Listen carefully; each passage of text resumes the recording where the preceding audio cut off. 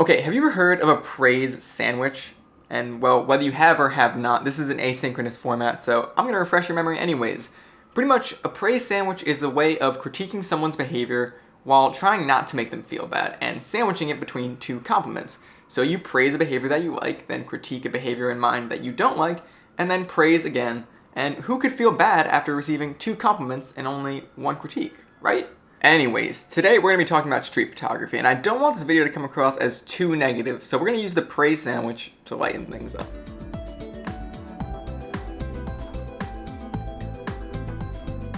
Okay, so I do want to start off the street photography conversation on a positive note, and that's with two of my absolute favorite street photographers, and I think what's really interesting is how different they are in what they do in their realm of street photography, and that's Sean Tucker and John Saipaul. I don't know if I said Saipaul's last name right or not, but that's what I got.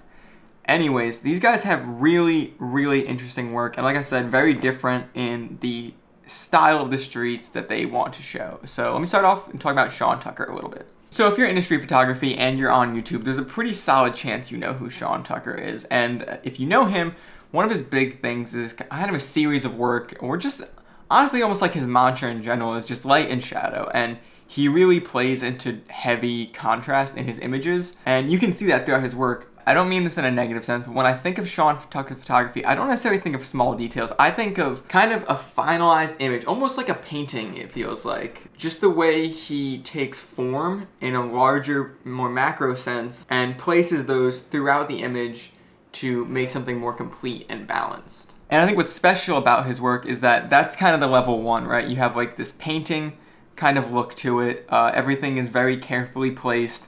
And then you get to look into the shadow detail that he preserves and kind of uncover a little bit more of the story that there is in these images. And start looking at the finer details like people's faces, stuff like that, the context around the situation, what's going on, all that kind of stuff. And I think it makes for some images that are interesting in multiple ways and have sort of a dimensionality to them. You can appreciate them for their composition and their form, or what he's really trying to show you more literally. So yeah, Sean Tucker is one of my favorite street photographers and puts out some great work, and you should check out his print work and his series. I think it's called Parable. Definitely worth checking out. Anyways, the next photographer that I want to talk about, I feel like is on the opposite end almost of the street photography sort of spectrum, and that is John Saipaul. I'm going to look up an interview with him real quick. My name is John Saipaul. Okay, I just looked up an interview with him. It's John Saipaul. This is what happens when you only read stuff instead of hearing it out loud. But anyways, John Saipaul is one of my favorite street photographers. He lives in Tokyo, and what I really appreciate about John is how serious he is about his business. And I don't mean like demeanor or anything like that, but I found out about John Saipaul because I was just on Instagram one day, and a photographer that I follow shared a story from him, I think his page, Tokyo Camera Style at the time, and it was just a massive amount of film that he had backlogged and ready to shoot. So I clicked on this, read the caption, and I found this is just a couple months of film. It seemed like he shot like hundreds of rolls in a few months of just all Ilford HP5 and a couple rolls of color film from point and shoot. And I was just so blown away by how much film this person was shooting in 2022. And yes, this was 2022, not 2023. So I was impressed with what he does before I even saw any of his images. And after following both Tokyo Camera Style and his personal page on Instagram for a while, I've become really impressed with some of his work. Okay, and I know I just described John as serious, but what I really like about him is how he's actually kind of not serious behind the camera in a sense. And what I mean by that is that he just takes pictures of things that he thinks are interesting. It's not like he's trying to necessarily make a statement. It's really just more like he wants to show you something. Like every photograph that he posts and shares is just like a well-intentioned gift. If you keep up with John on social media at all, you'll find out pretty quickly that he's really about photography being an extension of your life, something that adds value to your life, not necessarily the focus of everything you do. And I really like that philosophy, and I think you can see that in his work as well. He just takes a camera with him everywhere he goes, snaps pictures of stuff that he sees, and then eventually he's able to compile all that sort of stuff and organize it into things like a photo book. And I haven't had my chance to get my hands on any of his photo books yet, but I'm really looking forward to doing that in the future. If absolutely nothing else, John Saipaul takes interesting images and shoots an ungodly amount of Ilford HP5, and that in itself is pretty cool. Okay, so now that I got you street photography fans buttered up with some sweet images from Sean Tucker and John Saipaul, now I want to talk about a little bit of why I don't really like street photography all that much myself. Okay, so to start my critique of street photography overall, I have a couple kind of smaller nitpicky things that I want to start out with.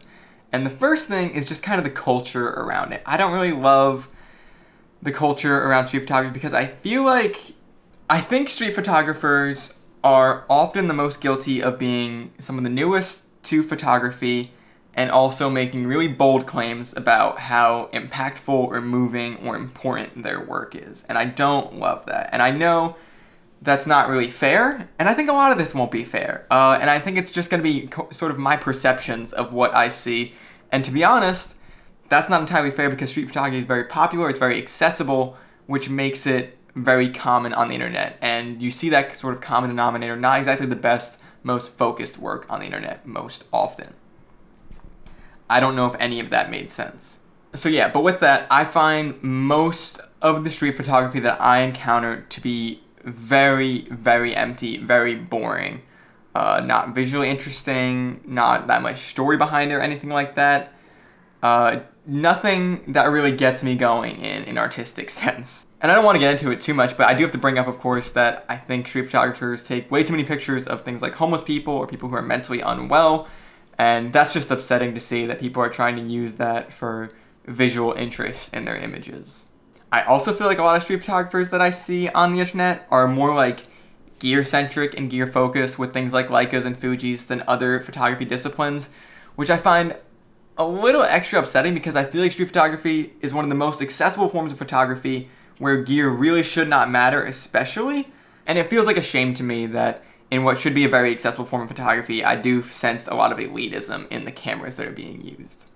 Okay, so that's all the minor stuff. That's stuff that like annoys me, but whatever, I can get over that. But the heavy hitters is really just subject matter. I don't really care to take pictures of strangers, and it's not because I'm necessarily uncomfortable doing it. I don't mind taking pictures of strangers if it makes for visual interest, and I don't think they'll mind or anything like that. But really, it's just sort of the way I operate. I don't like to take pictures of strangers because I don't usually know their story or anything like that, where I'd rather take pictures of people that I know, and then I feel a connection to those images. So if I want to photograph someone, I'd rather know something about them before I take their photograph, or know them on a very deep level, honestly, before I take their photograph. That's why I feel like whenever I'm taking portraits, usually of people like my girlfriend or my family, because those are the people that I really have a connection with. And I know there's obviously more to street photography than just shooting people, but I feel like people usually make the majority of the visual interest in these photos. And I don't really get excited about shooting city-based architecture. Cityscapes are okay, but just like plain architecture shots I'm really not into. I just enjoy the aesthetics and the subject matter that I see in landscape photos when I go out hiking and stuff like that much, much more. Alright, that's all the bad things I have to say about street photography. Really not that much, is it? I don't think it was that harsh, to be honest. But now I want to talk about, okay, well, if I don't like street photography that much, why do I do it every week, and why did I walk around for 5 hours yesterday just shooting the streets? So let's talk about that. First things first, I live in New York City, so that is by far the most accessible form of photography to me. I can go out right outside my apartment anytime and just start shooting, and I will be doing street photography, just seeing the city around me, which is cool, and I do that because I have that accessibility right now. I don't think I'm going to be here forever. I doubt I will be. And I feel like I just need to take advantage of the fact that I'm here. Even if it's not my favorite thing to shoot, I feel like so many people do care about going to New York City to do street photography that I should at least be putting some effort in to experience that and try it out for myself.